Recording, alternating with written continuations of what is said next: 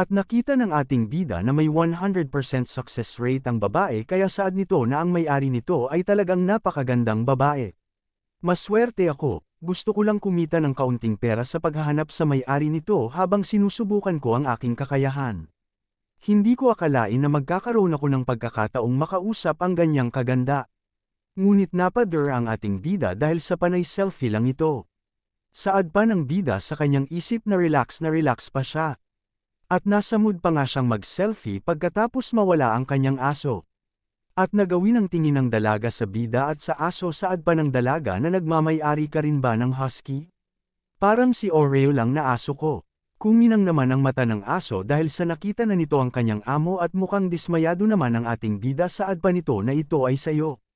Sa tingin ko ikaw ang pinakamatalinong kasangkapan sa shed. Lumapit ang aso sa dalaga at umubo ang bida ngunit hindi ito pinansin. Saad pa ng dalaga sa aso na kahit ang tunog ng tahol ay pareho, ngunit ang aking Oreo ay bahagyang mas cute. At ang iyong husky ay mukhang isang maliit na mahina ang utak. Ang aking Oreo ay mas matalino. Ang aming Oreo ay kumakain ng 500 tonelada ng dog food, ang balahibo nito ay nasa mas mahusay na kondisyon kaysa sa iyong aso. At muling nagpapansin ang bida at umubo ng umubo saad pa nito na ang babaeng ito ay talagang ipinanganak na mahina ang utak. At napansin na din siya ng dalaga at sinaad ng bida na kung hindi ako nagkakamali ito ang iyong Oreo. Tumawa naman ang dalaga, saad pa nito na anong yang masamang biro mo. Ang aking Oreo ay ligtas na nakatali sa upuan at agad naman tinuro ng ating bida ang tali ng aso. Nagulat ang babae na wala na ang aso nito. At dinampot ng bida ang tali at tiningnan lang siya ng dalaga. At lumipas ang 5 minuto. Inaad na pala ng dalaga ang ating bida sa Facebook at saad ng dala na pasensya ka na at maraming salamat sa paghatid sa akin ng aking alagang aso. Saad naman ng bida na walang problema buti at nahanap ko na ang aso mo. At tiningnan niya ang mga post ng dalaga sa Facebook na may manyok na tingin. Saad nito sa kanyang isip na first time kong makipagkaibigan sa isang magandang babae. Talagang ginawa ko ang tamang desisyon na sundan ang aso. At sa patuloy na pagtingin niya sa mga post ng dalaga ay bigla itong nairita sa mga pinaggagagawa ng aso. Saad ng bida na masyadong wild ang husky mo, parang giniba niya ang buong bahay, buti hindi ka pa itinaboy ng may-ari ng bahay. At ang itsura ng babae ay mukhang nahiya ito sa narinig. At napabuntong hininga na lang ang ating bida. Saad pa nito na wala ako sa posisyon para sumbatan ka, ang lock ng inuupahan ko ay pinalitan, ngayon wala na akong pupuntahan. Nagpaalam ito sa bida at saad nito bago umalis ay bakit ka nagrerenta ng bahay? Hindi ba mas mabuting magkaroon ng sarili mo? Nang bigla na lang napaisip ang bida. Saad nito na ngayong mayroon na akong ganitong probability skill, bakit ko pa iniisip ang pagbabayad ng renta? Madaling bumili ng bahay kapag mayaman ka na. At lumipat ang eksena na naglalakad kung saan ang ating bida. Saad nito habang siya ay naglalakad. Paano ako yayaman at bibili ng bahay? Wala pa ako sapat na pera, kahit na magbayad ako ng installment at magdeposito ng 300,000 yuan. Hindi rin ito pangkaraniwang sitwasyon, kailangan kong mag-isip ng mabilis na paraan para kumita ng pera. Habang siya ay nag-iisip nang bigla na lang siyang may napansin at ito ay ang antique collection at may magandang naisip ang bida. Ang bagong nakolektang Tang San Kai. 80,000 lang ito at kumikita na agad kapag nabili mo na. Habang siya ay naglalakad marami ang mga nag-aalok sa kanya ng mga antigo na gamit na halos ay pag-agawan na siya ng mga nagtitinda. Matapos niyang makatakas sa mga iyon ay napaupo siya sa isang nagtitinda ng antigo at nagulat ito nang alokin siya ng tindero. Natuwa naman ang bida matapos itong alukin ng tindero. Saad pa nito na boss hindi mo na ako kailangan alukin, nakatingin lang ako sa paligid. At saad pa nito sa kanyang isip na walang makakaisip na ang baguhan na tulad ko. Ay may mga gininto ang daliri at tiyak na hindi ako madaling madaya.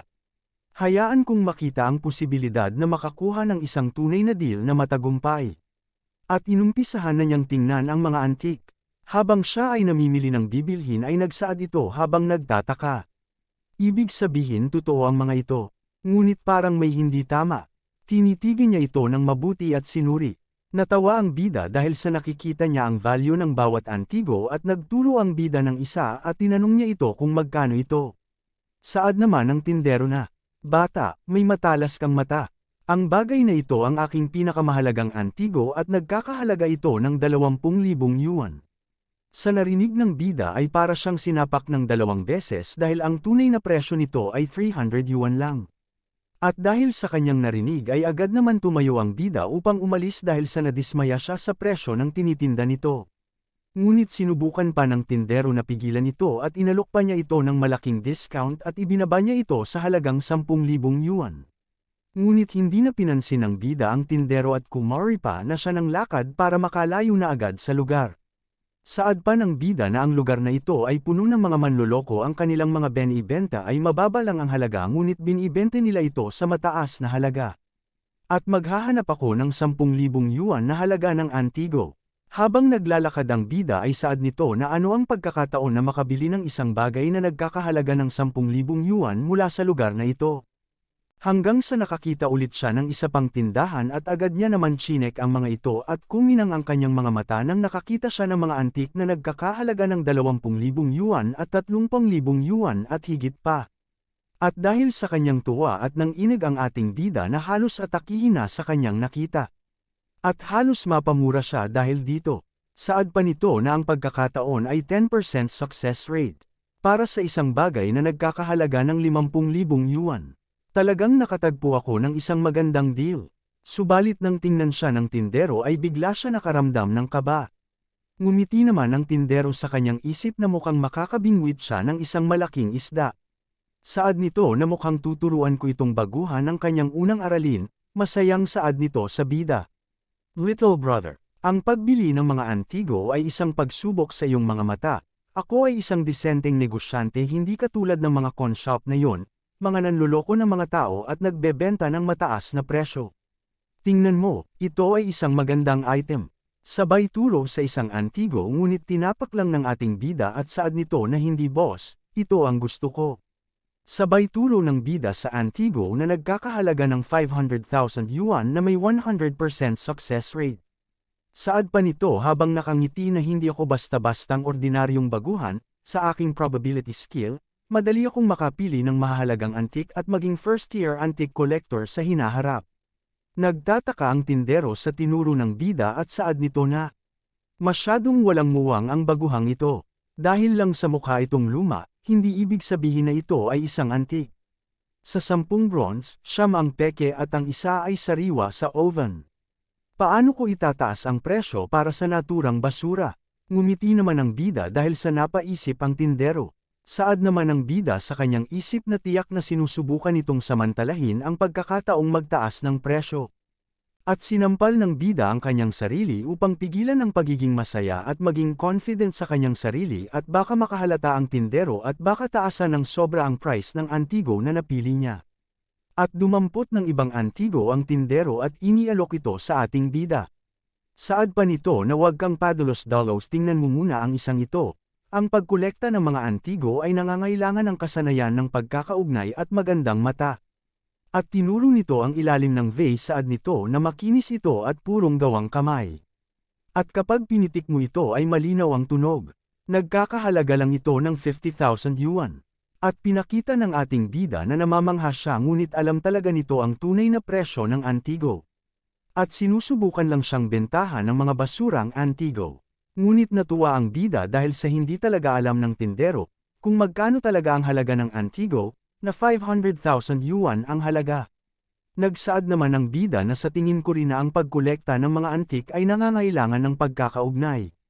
Ang porcelain vase na ito ay talagang disente, ngunit wala akong kaugnayan dito. Mukhang nadismaya ang tindero sa sinabi ng bida at wala na itong sinabi pa. At kinuha na niya ang antigo. Saad nito, sa tingin ko ang goblet na ito ay mukhang maganda.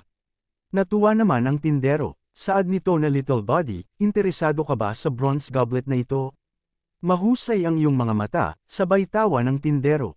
Saad nito, ito ay isang kayamanan na hinukay ko sa aking bayan, 8K kung gusto mo talaga, ibebenta kita sa orihinal na presyo nito. Hindi hihigit at hindi bababa. Dito ko muna tatapusin mga kapilinots, at kung nagustuhan nyo paki-subscribe naman po para tuloy-tuloy lang po ang pag-upload ko ng mga bagong video. Maraming salamat po sa panunood.